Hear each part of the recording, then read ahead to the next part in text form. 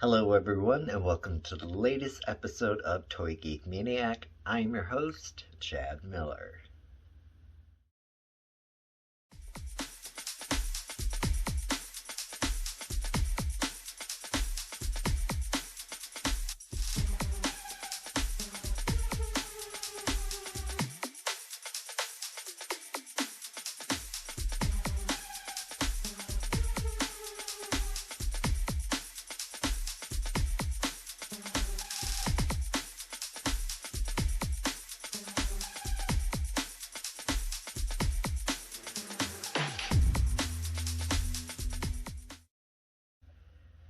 So with the latest line of Masters of the Universe retro line kind of being reintroduced and reconfigured, I figured I pretty much was set with everybody that I wanted. I think I still had Merman on my Amazon wish list, and he was pretty well above retail price. Still not in a bad range, but I was like, if push comes to shove, I'll get him. So I happen to be traveling to my local big box store, and I always go down the action figure aisle just to see if there's anything amazing, and sure enough, lo and behold, they had Merman at actual retail price. So yeah, this is exciting. I had the original Merman figure from the 80s, incomplete because he was secondhand, which is how I received a lot of my toys. And I'm very, very excited about this figure, so I'm gonna crack him open and gonna take a look. He does come with a comic book, as do all the other figures. I believe this is one that is not a duplicate of one I have already. I'll have to double check, and I haven't read them yet, but they're still kind of neat to have.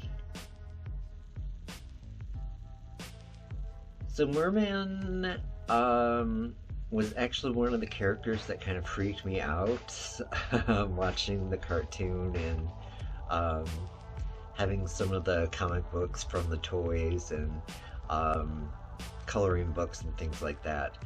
I'm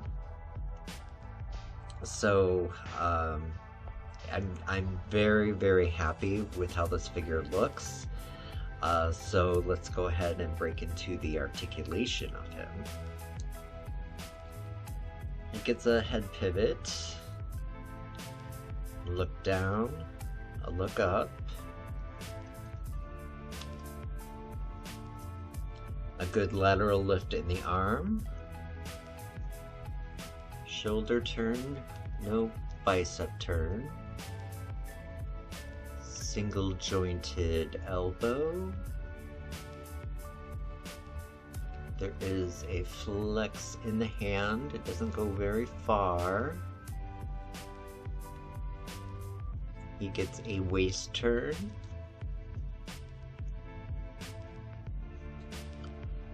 Not much, well, pretty decent lateral lift in the leg.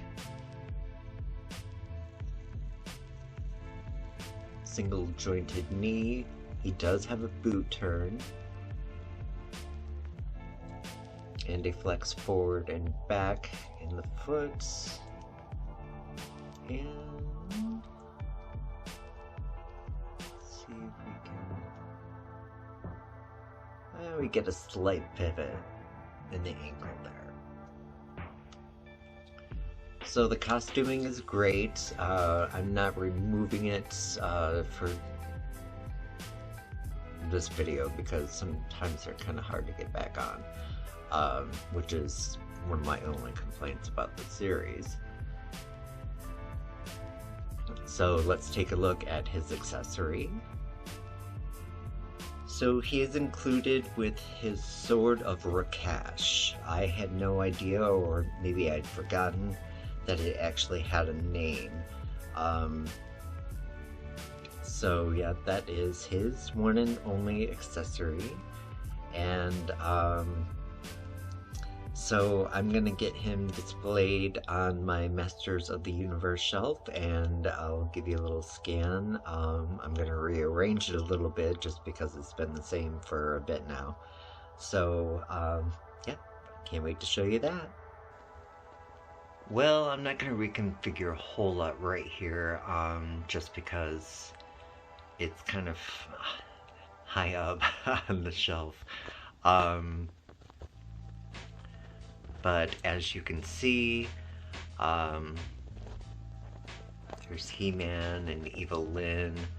We've got She-Ra down here, the Sorceress versus Skeletor, fall into a trapdoor, and then there's Hordak and Teela, and then Merman. Now, if I recall, I think Merman was obsessed with Teela, so that's kind of interesting. And then we swing around.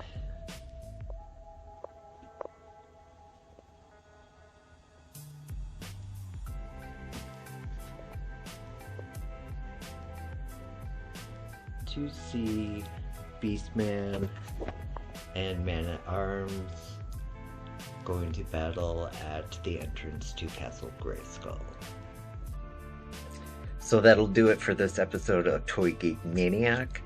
Don't forget to hit like and subscribe, and check out my Amazon wishlist if there's anything you would like to gift me so that I can review it and have it a part of my collection. You guys have been tremendous about doing that, and I, as always, just can't thank you all enough. So that will be it. Love and light to you all.